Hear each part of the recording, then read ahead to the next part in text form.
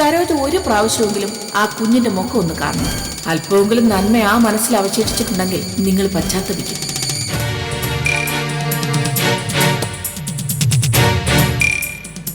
പ്രസാദിന്റെ അച്ഛനും ഉണ്ടവിടെ.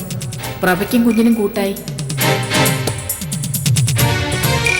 ഇപ്പോഴും അനിരുദ്ധൻ തന്നെയല്ലേ സരോജത്തിന്റെ ഭർത്താവ്? അതോ നിങ്ങൾ വിവാഹബന്ധം വേർപെടുത്തിയോ?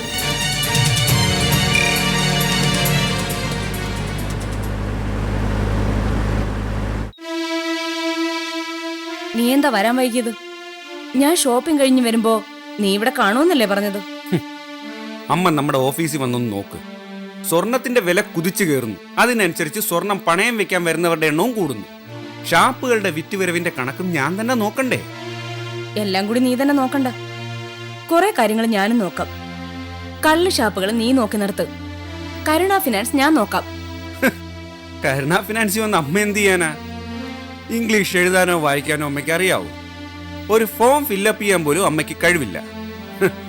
പിന്നെന്തിനാ കരുണ ഫിനാൻസിൽ വന്നിരിക്കുന്നത്? എനിക്ക് ഭാഗമായി കിട്ടിയ പണം ചോർന്നു പോവാതെ നോക്കണമല്ലോ. പിന്നെ ഇംഗ്ലീഷ് എഴുതാനും വായിക്കാനും എന്നേക്കാൾ നന്നായി അറിയുന്നവരെ നമ്മൾ അവിടെ ജോലിക്ക് വെച്ചിട്ടുണ്ടല്ലോ. ഫോം ഒക്കെ അവര് ഫില്ലപ്പ് ചെയ്തു തരും. എന്റെ മോനൊരു കാര്യം അറിയാമോ? കോടിക്കണക്കിന് രൂപയുടെ ബിസിനസ് ചെയ്യുന്ന പല കോൺട്രാക്ടർമാരും ഇംഗ്ലീഷിൽ ഒപ്പിടാൻ പോലും അറിയാത്തവരാ.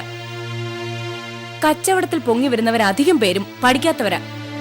കൂടുതൽ പഠിച്ചവർ പഠിക്കാത്തവരുടെ കീഴിൽ ശമ്പളക്കാരായി വരും. ഇതെന്തുപറ്റി? അമ്മയുടെ സംസാരത്തിൽ പെട്ടെന്നൊരു മാറ്റം. മോൻ മാറുമ്പോ അമ്മ മാത്രം മാറാതിരിക്കുന്ന ശരിയല്ലല്ലോ.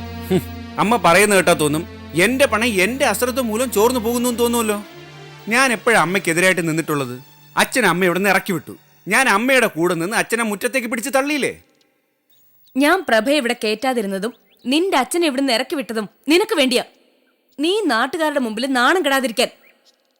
പക്ഷെ നീ റൗഡികളെയും കൂട്ടി ആ കള്ള് ഷാപ്പിൽ ചെന്ന് എല്ലാം തല്ലി തകർത്തതും നിന്റെ അച്ഛൻ അടിയേറ്റ് ആശുപത്രിയിലായതും ഞാൻ കാരണമാണോ? അച്ഛൻ കള്ള് ഷാപ്പിൽ കള്ളെടുത്തു കൊടുക്കാൻ നിൽക്കുന്നതും ആ കള്ള് ഷാപ്പിൽ തന്നെ താമസിക്കുന്നതും അമ്മയ്ക്ക് അഭിമാനകരമാണോ?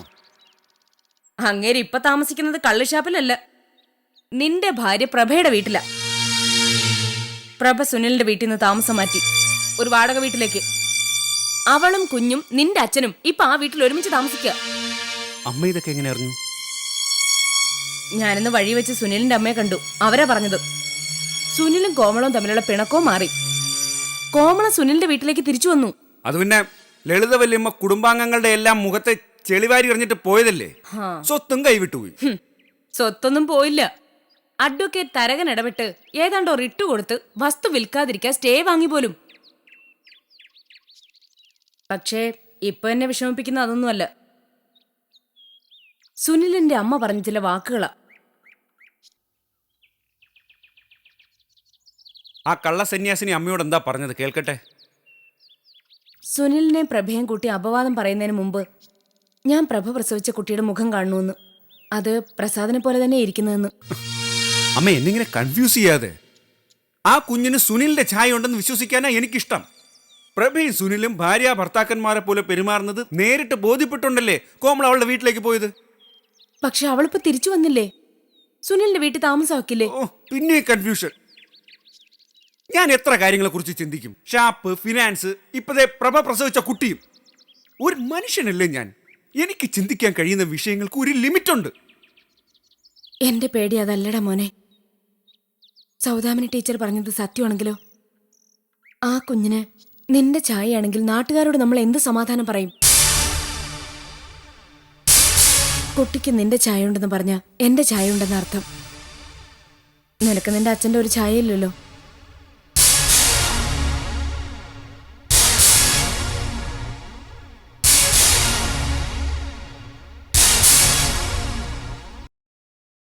ഭൂമിയിൽ കാലുറപ്പിച്ച് നിൽക്കാനാ എനിക്കിഷ്ടം. അമ്മയും വല്യമ്മയും ചേർന്ന് എന്നെ ആകാശത്തിലേക്ക് അയക്കുന്നു. ഭൂമിയിൽ നിൽക്കുമ്പോൾ ഒന്ന് വീണാലും ചിലപ്പോൾ എഴുന്നേൽക്കാൻ കഴിയും. ആകാശത്ത് നിന്നുള്ള വീഴ്ച അങ്ങനെയല്ല. വീണു കഴിഞ്ഞാൽ പിന്നെ ഞാൻ ഉണ്ടാവില്ല. വിവാഹത്തെക്കുറിച്ച് സംസാരിക്കുമ്പോൾ നീ എന്തിനാ വീഴ്ചയെപ്പറ്റി ചിന്തിക്കുന്നത്? ആകാശത്തിലൂടെ പറന്നാലും നീ ചെന്നിറങ്ങുന്നത് ഭൂമിയിൽ തന്നെയല്ലേ? മോളെ, നിന്റെ വല്യമ്മയുടെ മഹത്വം നീ എന്താ മനസ്സിലാക്കാത്തത്? അന്ന് നീയും മുരുകനും തമ്മിലുള്ള അടുപ്പത്തെക്കുറിച്ച് ഞാൻ സൂചിപ്പിച്ചപ്പോ ചേട്ടത്തി എന്താ പറഞ്ഞത്? എനിക്ക് വേണമെങ്കിൽ ഊമയായ എന്റെ മകനെ സുഭദ്രയുടെ തലയെ കെട്ടിവെച്ചിട്ട് രക്ഷപ്പെടാം. പക്ഷെ ഞാൻ അങ്ങനെ ചെയ്താൽ അത് സ്വാർത്ഥതയാകുമെന്നല്ലേ? മുരുകനു വേണ്ടി സൗന്ദര്യവും വിദ്യാഭ്യാസവും ഉള്ള സുഭദ്രയുടെ ഭാവി നശിപ്പിക്കാൻ ഞാൻ തയ്യാറല്ല എന്നല്ലേ ചേട്ടത്തി പറഞ്ഞത്? സ്വന്തം മകനെ സ്നേഹിക്കുന്നത് പോലെ തന്നെ ചേട്ടത്തി നിന്നെയും സ്നേഹിക്കുന്നു. നിനക്ക് വളരെ വലിയൊരു ഭാവിയുണ്ടെന്ന് ചേട്ടത്തി വിശ്വസിക്കുന്നു. ഇപ്പോൾ അതേ രീതിയിൽ മുരുകനും ചിന്തിക്കാൻ തുടങ്ങിയെന്നല്ലേ ചേട്ടത്തിയുടെ സംസാരത്തിൽ നിന്ന് നമ്മൾ മനസ്സിലാക്കേണ്ടത്? എനിക്ക് വിശ്വസിക്കാൻ കഴിയുന്നില്ല. എന്റെ മുഖം മുരുകൻ ചേട്ടന്റെ മനസ്സിലുള്ളപ്പോൾ അഞ്ജന എന്ന പെൺകുട്ടിയോട് എങ്ങനെ അടുപ്പം തോന്നി? മനസ്സ് ഒരു കണക്ക് പുസ്തകമല്ല. മനോവ്യാപാരത്തിന് കൃത്യമായ നിയമങ്ങളുമില്ല. ഞാൻ ഒരു സത്യം പറഞ്ഞാൽ നിനക്ക് വിഷമം തോന്നരുത്. നിനക്ക് മുരുകനോട് ആദ്യം തോന്നിയത് പ്രണയമായിരുന്നോ? തീർച്ചയായും അല്ല. ഊമയായ അവനെ ബന്ധുക്കളെല്ലാം ചേർന്ന് അവഹേളിക്കുകയും വേദനിപ്പിക്കുകയും ചെയ്തപ്പോൾ നിനക്ക് അവനോട് അനുകമ്പ തോന്നി. ആ സഹതാപം ക്രമേണ പ്രേമമായി മാറി. ഒരു വീട്ടിൽ ഒരുമിച്ച് കഴിഞ്ഞപ്പോൾ അടുപ്പം വർദ്ധിച്ചു. വേർപാട് പ്രേമത്തിന്റെ ശക്തി വർദ്ധിപ്പിക്കും. പക്ഷെ ഒരുമിച്ച് ജീവിച്ചു കഴിയുമ്പോൾ സ്ഥിതിഗതികൾ മാറും. പ്രണയിക്കുന്ന സമയത്ത് കാമുകനും കാമുകയും ഇരുവരുടെയും സ്വഭാവത്തിന്റെ നല്ല വശങ്ങൾ മാത്രമേ കാണൂ. ഭാര്യയും ഭർത്താവുമായി ഒരു വീട്ടിൽ താമസിച്ചു തുടങ്ങുമ്പോൾ പരസ്പരം അവരുടെ സ്വഭാവത്തിന്റെ ദോഷവശങ്ങളും പങ്കുവച്ചേ മതിയാവൂ. അതുകൊണ്ടാണ് ചേട്ടത്തി എന്നോട് പറഞ്ഞത് കാമുകൻ സങ്കല്പവും ഭർത്താവ് സത്യവുമാണെന്ന്. നിനക്കറിവുണ്ട്. അതുകൊണ്ട് ലൈല മജ്നുവിന്റെ കഥയും റോമിയോ ജൂലിയറ്റിന്റെ കഥയും സ്വന്തം ജീവിതത്തിൽ പകർത്താൻ ശ്രമിക്കരുത്. കണ്ണു കാണാത്ത ആ പെൺകുട്ടിയോട് മുരുകൻ ആദ്യം തോന്നിയത് അനുകമ്പയായിരിക്കാനേ സാധ്യതയുള്ളൂ. നിനക്ക് മുരുകനോട് തോന്നിയതുപോലെ. ഞാനും മുരുകൻ ചേട്ടനെ ഒരുമിച്ച് ജീവിച്ചാൽ ഞങ്ങൾ തമ്മിലുള്ള അടുപ്പം കുറഞ്ഞു പോകുന്നാണോ അമ്മ പറയുന്നത്? അങ്ങനെ പറയാനുള്ള ദീർഘദൃഷ്ടിയൊന്നും എനിക്കില്ല. പക്ഷെ ഒരു കാര്യം ഉറപ്പായി കഴിഞ്ഞു. ഇപ്പം മുരുകന്റെ മനസ്സിലുള്ളത് ആ കണ്ണു കാണാനാവാത്ത പെൺകുട്ടിയാണ്. അവളെ വിവാഹം കഴിക്കാൻ അവൻ തീരുമാനിച്ചു കഴിഞ്ഞു. ആ വിവരം വിശദമായ കത്തിലൂടെ അവൻ നിന്നെ ധരിപ്പിക്കുകയും ചെയ്തു. മറ്റൊരു കാര്യം കൂടി നീ ഓർമ്മ വയ്ക്കണം. ഇന്ദുഗോപനോട് നിന്നെ വിവാഹം കഴിക്കണമെന്ന് ആദ്യം പറഞ്ഞത് ചേട്ടത്തിയല്ല, മുരുകനാണ്. നാളെ ഇന്ദുഗോപനും അയാളുടെ അച്ഛനമ്മമാരും ഇവിടെ വരും. നിനക്ക് അയാളോട് സംസാരിക്കാം. നിനക്ക് അയാളെ ഇഷ്ടപ്പെടുന്നില്ലെങ്കിൽ നമുക്ക് ഈ ആലോചന തന്നെ മറന്നുകളയാം. അതല്ല, അയാളുടെ രൂപവും പെരുമാറ്റവും നിനക്ക് ഇഷ്ടപ്പെടുന്നെങ്കിൽ പിന്നെ നീ ഒഴിവുകഴിവുകളൊന്നും പറയരുത്.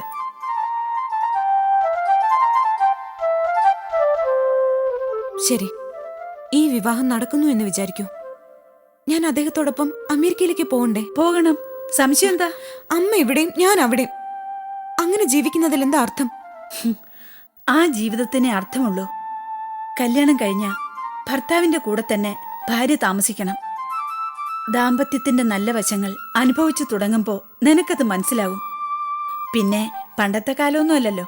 എല്ലാ ദിവസവും നമുക്ക് ഫോണിലൂടെ സംസാരിക്കാം, ഇമെയിൽ അയക്കാം. ഏത് പെൺകുട്ടിയെ സംബന്ധിച്ചും വിവാഹം എന്ന് പറയുന്നത് ഒരു പറിച്ചുനടലാണ്. പുതിയ മണ്ണിൽ വേരുപിടിച്ച് കഴിയുമ്പോൾ വേർപാടിന്റെ വേദന മറന്നുപോകും. അതാണ് പ്രകൃതി നിയമം. സെൽവരാജ് എന്തിനാ മടിക്കുന്നത്? മനസ്സിലുള്ളത് എന്തായാലും തുറന്നു പറഞ്ഞോളൂ. മിസ്റ്റർ ബാലു എന്നെ തെറ്റിദ്ധരിക്കരുത്. നിങ്ങളുടെ കുടുംബം തന്ന ഉപ്പും ചോറും തന്ന് വളർന്നവനാണ് ഞാൻ, അറിയാലോ. എൻ്റെ അമ്മയിൽ നിന്ന് തുടങ്ങുന്നു ആ ബന്ധം. നിങ്ങൾ അമ്മയും മകനും തമ്മിൽ വാളെടുത്തപ്പോൾ ഞാൻ ശ്രീമതി വിശാലാക്ഷിയമ്മാളിനോട് ചേർന്ന് നിന്നത് അവരുടെ ശക്തി എന്താണെന്ന് എനിക്കറിയാവുന്നതുകൊണ്ടാണ്, അല്ലാതെ ബാലുവിനോട് സ്നേഹമില്ലാത്തതുകൊണ്ടല്ല. അതൊക്കെ പഴയ ചാപ്റ്റേഴ്സ്, നമ്മൾ വായിച്ചു കഴിഞ്ഞവാ. അന്ന് ഞാൻ സെൽവൻ്റെ കർണത്തടിച്ചു, എനിക്ക് ഓർമ്മയുണ്ട്. എന്നിട്ടും ഇന്നും സെൽവരാജ് നമ്മുടെ ഡയറക്ടർ ബോർഡിലില്ലേ? ഞാൻ വിചാരിച്ച നിങ്ങളെ പുറത്താക്കിക്കൂടെ? ഞാനങ്ങനെ ചെയ്തില്ലല്ലോ. എന്തുകൊണ്ട്? I know you always stood for the progress of our company. Selvan അമ്മയോടൊപ്പം നിന്ന് എന്നെ ഒരു ബിഗ് സീറോ ആക്കിയപ്പോൾ എനിക്ക് സ്വാഭാവികമായും അത് താങ്ങാൻ പറ്റിയില്ല. ശരി, അന്ന് എനിക്ക് വേണ്ടി എല്ലാ കാര്യങ്ങളും പ്ലാൻ ചെയ്ത് അമ്മയെ പുറത്താക്കാൻ പഠിച്ച പണി 18 നോക്കിയ ത്യാഗുന്നവിടെ? അയാൾ പുറത്തായില്ലേ? At the same time you are still here. ശരി, സെൽവൻ പറയാമെന്ന് പറഞ്ഞില്ല. പറയാനും വയ്യ, പറയാതിരിക്കാനും വയ്യ. നമ്മുടെ കമ്പനിയിൽ ജോലി നോക്കുന്ന താഴേക്കിടയിലുള്ള തൊഴിലാളി മുതൽ ഫിനാൻസ് ഡയറക്ടറായ ഞാൻ വരെ എല്ലാവരും അസംതൃപ്തരാണ്. കാരണം കമ്പനിയുടെ ഔട്ട്പുട്ട് കുറഞ്ഞു, എക്സ്പെൻസസ് ക്രമാതീതമായി വർദ്ധിച്ചു. ഓഫീസ് എക്സ്പെൻസസ് എന്ന പേരിലും എൻ്റർടൈൻമെൻറ്റ് എക്സ്പെൻസസ് എന്ന പേരിലും ബിസിനസ് എക്സ്പെൻസസ് എന്ന പേരിലും ഇപ്പോൾ ചിലവായിക്കൊണ്ടിരിക്കുന്ന തുകയുടെ പകുതി പോലും അമ്മ MD ആയിരുന്ന കാലത്ത് ചിലവായിട്ടില്ല. തീർച്ചയായും നമ്മുടെ ഓഡിറ്റേഴ്സ് ഒബ്ജക്റ്റ് ചെയ്യും. എന്തുകൊണ്ടാണ് ചെലവ് കൂടിയത്? എന്താണ് സെൽവരാജിൻ്റെ അസസ്മെൻറ്റ്? അറിയട്ടെ. ഞാൻ ആദ്യമേ പറഞ്ഞല്ലോ, സാറിനോട് ഞാൻ തുറന്നു പറയാൻ പാടില്ലാത്ത കാര്യമാണ്. ബട്ട് ഐ മസ്റ്റ് സേ, പുതിയ MDയുടെ ക്രെഡിബിലിറ്റി തന്നെയാണ് പ്രധാന ഇഷ്യൂ. മിസ്റ്റർ രാകേഷ് ബാലുവിൻ്റെ ബ്രദർ ഇൻ ലോ ആണ്. എങ്കിലും ഒന്ന് ആലോചിച്ച് നോക്കൂ, ശ്രീമതി വിശാലാക്ഷിയമ്മയുടെ കസേരയിൽ ഇപ്പോൾ ഇരിക്കുന്നത് രാകേഷ്. അദ്ദേഹം തൻ്റെ പ്രവർത്തികളിലൂടെ നേടിയ ദുഷ്പേര് നമ്മുടെ കമ്പനിയെയും ബാധിച്ചു തുടങ്ങി. അന്ന് അദ്ദേഹം കണക്കിൽപ്പെടുത്താതെ 50,000 രൂപ വേണമെന്ന് പറഞ്ഞു. ക്യാഷ് പേയ്മെന്റ്സ് ഡയറക്ടേഴ്സിന്റെ ലെവലിൽ ഇല്ലെന്ന് പറഞ്ഞപ്പോൾ അദ്ദേഹം ക്ഷോഭിച്ചു. പക്ഷേ ഇപ്പോഴും അദ്ദേഹം തനിക്ക് ആവശ്യമുള്ള പണം സ്വന്തം കാര്യങ്ങൾക്ക് എടുക്കുന്നുണ്ട്. പക്ഷേ അത് പലരുടെ പേരിൽ എഴുതിയ ചെക്കുകളായിട്ടാണെന്ന് മാത്രം. കഴിഞ്ഞ മാസത്തെ നമ്മുടെ എക്സ്പെൻസസിന്റെ വിശദ വിവരം ദേ ഈ ഫയലിലുണ്ട്. ഒന്ന് വായിച്ചു നോക്കൂ.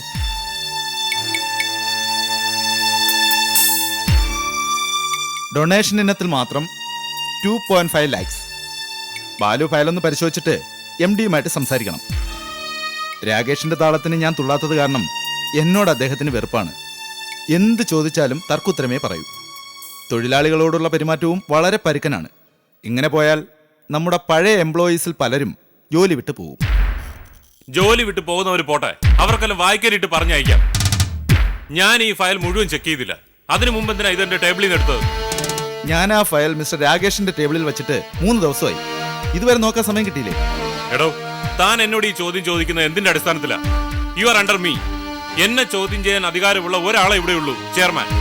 ബാലു എന്നെ ചോദ്യം ചെയ്യട്ടെ. I have answers. ആലോചിച്ചെടുക്കേണ്ട കാര്യങ്ങളാണെങ്കിൽ പോലും മണി പോലെ ബാലുവിന്റെ ചോദ്യങ്ങൾക്ക് ഞാൻ ഉത്തരം പറയാം. I am leaving the room.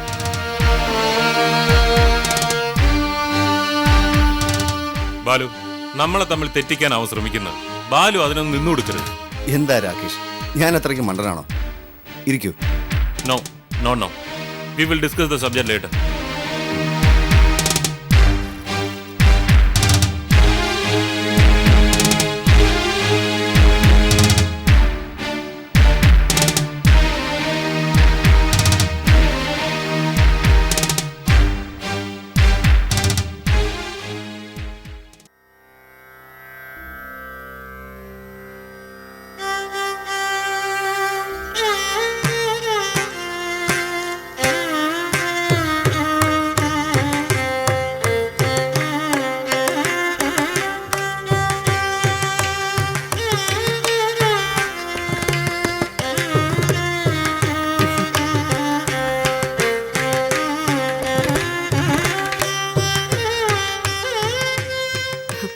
Subhadra എന്താ ഇങ്ങനെ ഒതുങ്ങി മാറി നിൽക്കുന്നത്? നല്ല ധൈര്യമുള്ള കുട്ടിയാന്ന് മുരുകന്റെ അമ്മ പറഞ്ഞു. എനിക്ക് അങ്ങനെ ഒരു മരുമകളെ ആവശ്യം. ധൈര്യവും തൻ്റെയിടവും കാര്യപ്രാപ്തിയുള്ള പെൺകുട്ടികൾക്ക് മാത്രമേ ഇനി നമ്മുടെ നാട്ടിൽ മുന്നോട്ട് വരാൻ സാധിക്കൂ. തുറന്നു പറയാമല്ലോ, സുഭദ്രയെ ഞങ്ങൾക്ക് ഇഷ്ടപ്പെട്ടു. എല്ലാ രീതിയിലും ഇന്ദുഗോപന് അനുയോജ്യമാണ് സുഭദ്ര. പെട്ടെന്ന് രജിസ്റ്റർ മാരേജ് നടത്താൻ സൗകര്യം ഉണ്ടെങ്കിൽ നാളെ തന്നെ അത് നടത്തി സുഭദ്രയെ കൂട്ടിക്കൊണ്ടുപോകാൻ ഞങ്ങൾ തയ്യാറാണ്. ലക്ഷങ്ങൾ മുടക്കി കല്യാണം നടത്തുന്നതിലൊന്നും ഞങ്ങൾക്ക് വിശ്വാസമില്ല. അതിന് പ്ലാൻ ചെയ്യാൻ ഇനി സമയമില്ല. ഇന്ദുഗോപന് സുഭദ്രയോട് മാത്രമായിട്ട് എന്തെങ്കിലും സംസാരിക്കാനുണ്ടെങ്കിലേ ദാ അങ്ങോട്ട് മാറി നിന്ന് സംസാരിക്കാം. എനിക്ക് പ്രത്യേകിച്ചൊന്നും സംസാരിക്കാനില്ല. സുഭദ്രയ്ക്ക് എന്നോട് എന്തെങ്കിലും ചോദിക്കാനുണ്ടെങ്കിൽ ചോദിക്കാം. എനിക്ക് സംസാരിക്കാനുണ്ട്.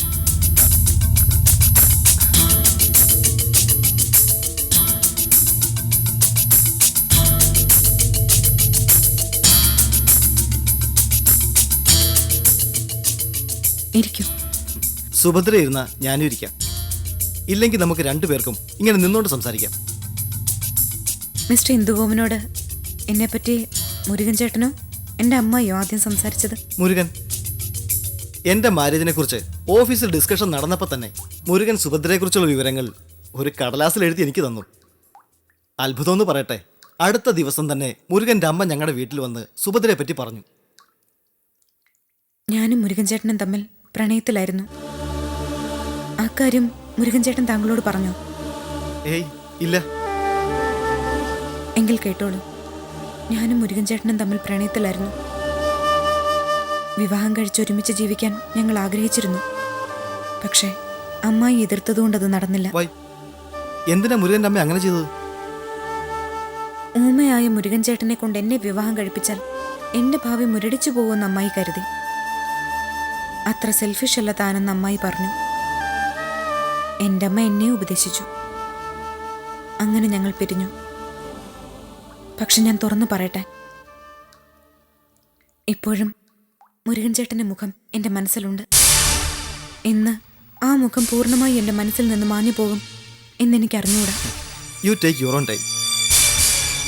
മുരുകൻ എന്നോട് പറയാത്ത ഈ രഹസ്യം സുഭദ്ര എന്നോട് തുറന്നു പറഞ്ഞു. I am glad. എനിക്ക് സുഭദ്രയോട് തോന്നിയ ഇഷ്ടം ഇപ്പം ഇരട്ടിച്ചു. I want such a wife, a straight forward woman. ഞാൻ തെറ്റ് ചെയ്ത അത് ചൂണ്ടിക്കാണിക്കാൻ കഴിവുള്ളവൾ. മെഡിക്കൽ കോളേജിൽ വെച്ച് എനിക്കും ഉണ്ടായിരുന്നൊരു പ്രണയം. She was A Christian. Now she is married. അത്ഭുതം എന്താണെന്നോ, she is also in America. ഞാൻ ന്യൂയോർക്കിൽ, അവൾ ഒഹയോ സ്റ്റേറ്റിലെ കൊളംബസിൽ. ചിലപ്പോഴൊക്കെ എന്നെ വിളിക്കാറുണ്ട്. ഷെറിൻ എന്ന അവളുടെ പേര്. അവൾ അവളുടെ ഹസ്ബൻഡിനോടും എന്നെക്കുറിച്ച് പറഞ്ഞിട്ടുണ്ട്. ഞങ്ങൾ ഒത്തുചേരുമ്പോഴൊക്കെ നല്ല രസമാണ്. ആ, ഒരു കാര്യം പറയാം സുഭദ്രേ, ആരോഗ്യമുള്ള ഏത് സ്ത്രീയും അവളുടെ വിവാഹത്തിന് മുമ്പ് ഏതെങ്കിലും ഒരു പുരുഷനെക്കുറിച്ച് സ്വപ്നം കണ്ടിരിക്കും. അതുപോലെ കല്യാണത്തിന് മുമ്പ് ഏത് പുരുഷനും ഏതെങ്കിലും ഒരു സ്ത്രീയെ ഭാര്യയായിട്ട് സങ്കല്പിച്ചിരിക്കും. എൻ്റെ ഭർത്താവിൻ്റെ മുഖമല്ലാതെ മറ്റൊരു പുരുഷൻ്റെ മുഖവും എന്നെ ആകർഷിച്ചിട്ടില്ല എന്ന് പറയുന്ന പെണ്ണും ജീവിതത്തിൽ ആദ്യമായി നിന്റെ മുഖമാണ് എൻ്റെ മനസ്സിൽ പതിഞ്ഞതെന്ന് ഭാര്യയോട് പറയുന്ന ആണും ആത്മവഞ്ചകരാണ്. അറിഞ്ഞുകൊണ്ട് തന്നെ അവർ പച്ചക്കള്ളം പറയുകയാണ്. So let us shake our hands with a smile. You are my wife.